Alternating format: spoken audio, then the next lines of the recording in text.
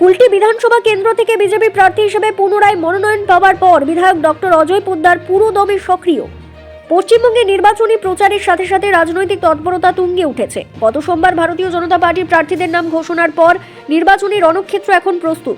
কুলটি বিধানসভা কেন্দ্র থেকে বিজেপি প্রার্থী হিসেবে পুনরায় মনোনয়ন পাওয়ার পর বিধায়ক ডক্টর অজয় পোদ্দার পুরো দমে সক্রিয়।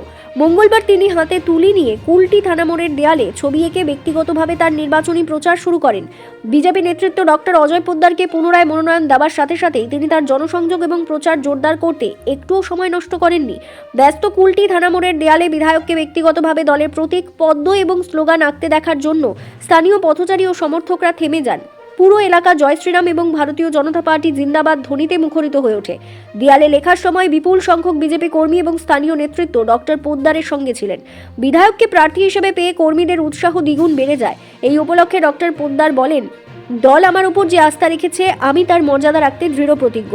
দেওয়াল লিখন শুধু একটি নির্বাচনী প্রক্রিয়া নয়, বরং এটি আমাদের কর্মীদের কঠোর পরিশ্রম এবং জনগণের আস্থার প্রতীক।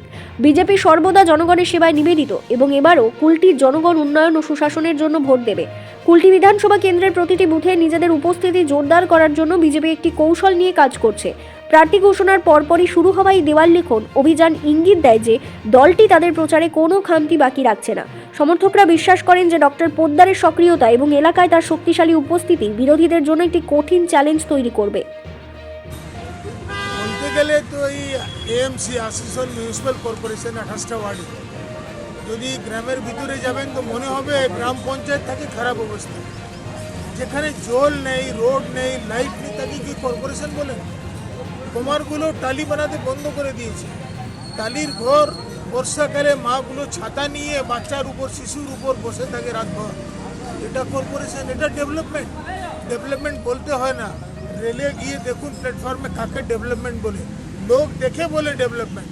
জলের অবস্থাটা অটলজির সময় 296 কোটি টাকা দেওয়া হয়েছিল, আজ অব্দি প্রত্যেকটা বাড়িতে জল যায়নি। তার মানে ওদের জল দেওয়ার ইচ্ছে নেই, কাজ করার ইচ্ছে নেই। যে 3টা নদী থাকা সত্ত্বেও জল দিতে পারে না, তারা কি দেবে? একদিকে দামোদর, মরকর, এইদিকে অজয়, 3টা নদী বালি চুরি করে বালিটা নদী শেষ করছে। আপনার 5 বছরে কি কাজের উন্নয়ন তুলে ধরবেন মানুষের কাছে? আমাদের তো খুব কম টাকাটা দেওয়া হয়, 60 লাখ টাকা দিল এবং 70 করেছে। তার মধ্যে আমি অনেক স্কুলকে কম্পিউটার দিয়েছি, সোলার লাইট লাগানো হয়েছে, সেল, বিসিসিএল, রেল থেকে বড় করে আপনার ট্রেনের স্টপেজ আছে, লিফট আছে, তারপরে আপনার বাইপাস রোড যে অসম্ভব ছিল সেটাও হয়েছে। কুলটি বরাবর সীতারামপুর 3টা স্টেশনে লাইটিং সিস্টেম দেখবেন, আগে চকচক মতন লাইট হয়ে গেছে, আর অন্ধকার থাকে না। সীতারামপুর অমৃত ভারত স্টেশনে আমরা চেষ্টা করে নিয়ে এসেছি।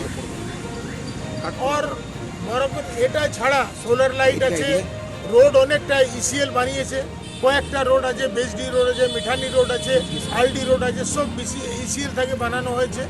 অনেকটা কাজ আটকে রেখেছে, যেমন বাবা সাহেব আম্বেদকরের মূর্তি সেল অলরেডি 8.5 লাখ টাকা স্যাংশন করেছে, কিন্তু যারা বাবা সাহেবকে ঘৃণা করে তারা ওকে আটকে দিয়েছে। এখন ইলেকশন চলে এসেছে, ইলেকশনের পরে হবে। আসানসোল থেকে কাজল মিত্রের রিপোর্ট, বিগ নিউজ বাংলা।